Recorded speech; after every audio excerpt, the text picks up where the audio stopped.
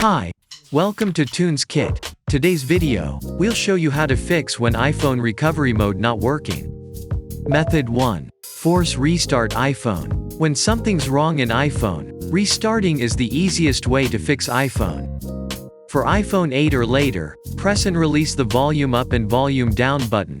Then press the side button till the Apple logo appears.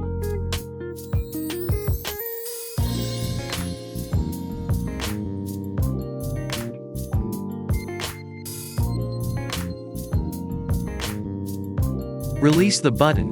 If the problem persists, you can try next method.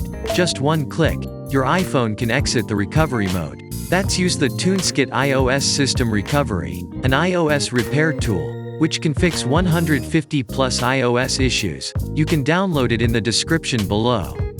When you download it, connect your iPhone with PC and launch it. Here choose Enter or Exit Recovery Mode. And click Exit Recovery Mode. Wait a minute, your iPhone will be exited recovery mode successfully. If iPhone's still in recovery mode, then you can choose the iOS System Repair. Tap Start. Choose the Standard Mode. Standard mode won't cause any data loss, but you need to ensure the device has enough power.